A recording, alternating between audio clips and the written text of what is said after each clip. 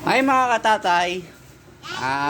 Magbabalik po kami. Kasama ko ang aking anak na si Rainy Carmen at si Sky Vixen. Bali, nagpunta kami sa plaza ni Ate Sky para bumili ng laruan nilang chicken na tumutunog. Ano sasabihin mo? Ano sasabihin mo? Salamat po sa Diyos. At ang duck ni Rain Carmen na tumutunog rin. Bali, nabili lang namin po yan. 50 pesos ang isa sa plaza. Bubuksan. Tapos bumili na rin na po kami ng mauulam namin. Mag-chicken tinola po tayo na may sayote at malunggay para makaigo po ng sabaw yung mga bata. Pati si Mrs. kasi nagpapa-breastfeed po siya sa aming bunso na si Ice Chloe. So mga katatay, magbabalik po kami mamaya sa pagluluto. At nag-ingat po tayo palagi. At palagi tayong mananalangin. Una ang Diyos isa sa lahat mga katatay. Salamat po sa Diyos. Ay mga katatay, lalabas tayo ngayon sa ating bakuran upang mag-harvest tayo ng konti nating tanim. Ayan, ay lalahok natin sa tinola. Actually nakakuha na ako ng sang tsaka oregano. Masarap kasi itong ihalo sa tinola. Yung mint niyang lasa nawawala po siya at healthy siya kasi gamot din siya sa ubo. I-try nyo rin maglagay kayo ng oregano sa tinola nyo po. At mamaya kukuha po tayo ng mga malunggay. Ayan pa yung malunggay natin. Medyo konti na lang kasi lagi tayo nagluluto ng ulam na may sangkap na malunggay para makakain si Mrs. kasi nga po nagbe-breastfeed. Maliliit na lang yung oregano natin. Pero talagang masarap talaga sa ilaw sa tinola mga katatay. Bali yung sili natin, nakuha ko na yung bunga, hindi na tumubo kasi kinain ng ibon. Pero okay lang, may bago naman tayong mga tanim. Ayun nga mga katatay, harvest muna tayo. Tapos mamaya magre-ready na tayo ng mga lulutuin natin. Mga katatay, nagbabalik tayo. Nakapag-prepare na tayo ng lulutuin natin. Actually, habang naghiwa ako ng mga sangkap, ay nagpakulo na ako ng manok natin na nilagyan ko siya ng lemongrass habang pinapakulo ko siya. Sinama ko na rin yung luya at sibuyas, mga katatay. Lagyan rin natin siya ng sang. Pampadagdag lang ba? Para makakatipid tayo sa rekado. Kasi nung mga nakaraang pagluluto ko ng tinola, ginigisa ko yung luya tsaka sibuyas. Pero napapansin ko, dumadami yung mantika, lumulutang. So, hindi siya healthy. Kasi meron ng sariling mantika yung chicken natin kapag napakuluan natin siya. So, ayan. Actually, medyo luto na yung manok natin. At malasa yan dahil may luya na yan at sibuyas at lemongrass. So, pwede na natin siguro ilagay itong sayote natin. Ayan. Para lumambot siya. Pag kumulo siya, madali na siyang lumambot. Ayan. Kumuha na rin ako ng malunggay, mga katatay. Imbis na daong sili, dahil wala tayong daong sili, kinain ng ibon yung daon ng sili natin, pumitas lang ako ng ilang pirasong talbos ng kamote. Okay lang yan, mga katatay, kahit konti lang naman tayong maglagay ng ganun, pampadagdag regado lang. Tsaka mahilig sa gulay yung sidete ring natin may oregano rin na rin yan, katatay. Kaso maliliit lang ang oregano natin pero masarap talaga siya sa tinola, promise. So ayan mga katatay, habang pinapakuluan natin yan takpan muna natin para mas mabilis kumulo, mga katatay. So tayo muna magluluto ngayon kasi si kananay natin ay nandun sa clinic, papabakunahan si bunso natin, si Baby Ice Chloe. Ngayon ang schedule niya ng bakuna. So, ang clinic natin dito ay dito lang sa may harap ng court. Ayan. Kung inyong mapapansin, naglalakad tayo palabas ng gate. Ayan ang court. At ayun ang mga kananay natin. Ayun. Ayan. Susum natin. Yan ang mga kananay na dala ng mga baby nila sa clinic. Dito sa barangay ng Bagumbong sa Sierra Nova, Maine. At medyo kumukulimlim na naman. Nak, pasok ka sa loob. Maambunan ka. Mahirap magkasakit ngayon. Habang magpapakulo tayo ay i-ready na natin yung mga sampay natin. Baka mabasa. Ang hirap magpatuyo. Maglalaba. Bukas ang schedule ko ulit ng laba. Habang wala akong work, ako muna nakatoka sa laba. Sa luto.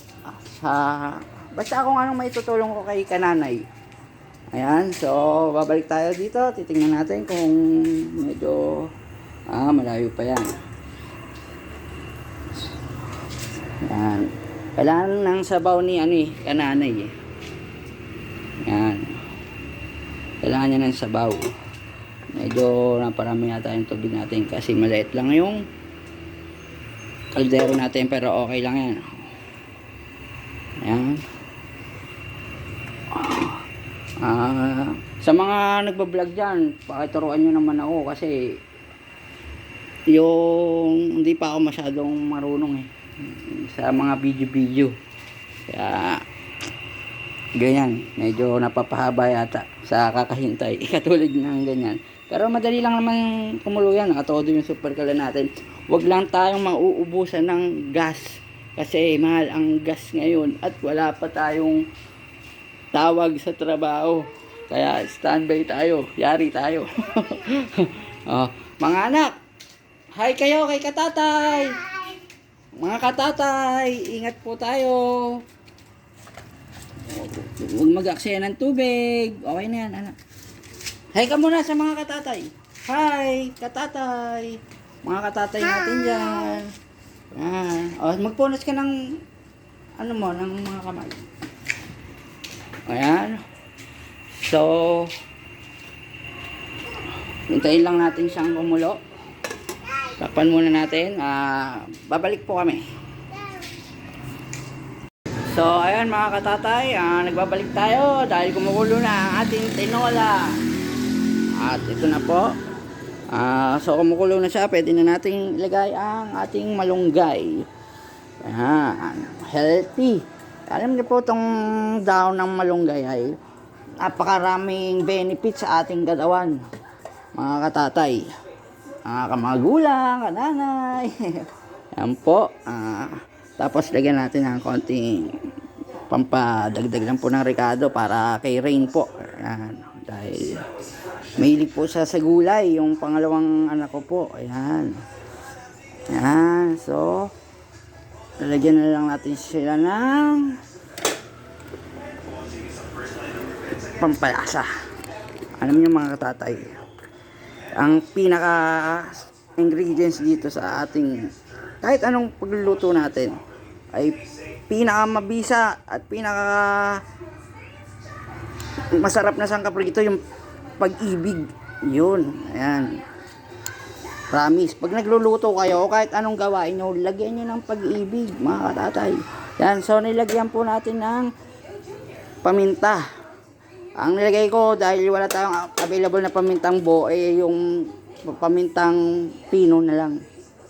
As lagyan rin natin konting asin. Salt and pepper to taste. Ika nga, sabi sang mga chef sa TV. Tapos, alam nyo mga katatay, huwag tayong maglagay ng masyadong tawag ron yung mga umami. Okay lang siguro kahit konti. Pero marami.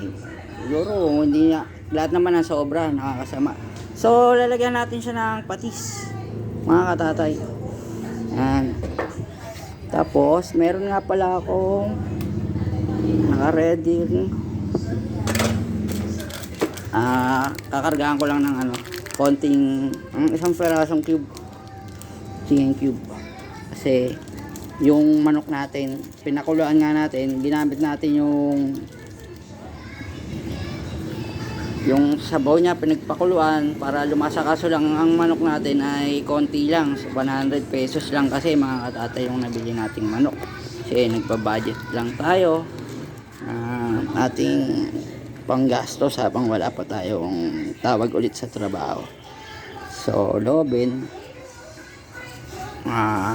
matawagan na ulit tayo. Yan, ito na, tutunawin lang natin yung tutunawin natin to ang mga katatay. Ayan, para maganda yung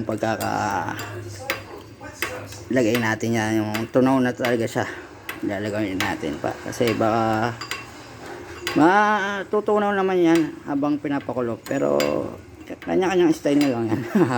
Yan, so tunaw na ang ating chicken cube, so pwede na natin siyang ilagay.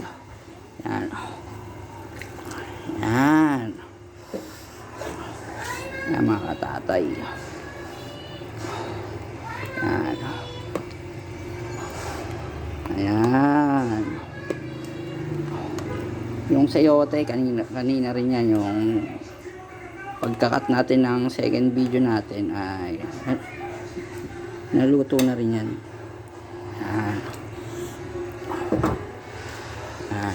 Paluin lang natin ng konti. Tikman natin katatay. Tikman natin kung may lasa ng tinola na may pag-ibig.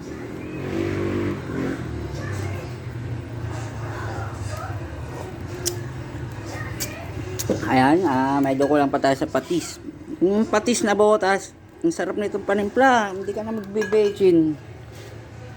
Ano, ayan katatay ayan halo mo lang yan tama-tama pag uwi ni Mrs. galing clinic. Luto na to, makakaigop na siya ng sabaw. Ayan, luto na ang ating chicken tinola with oregano leaves. Salamat po sa Diyos.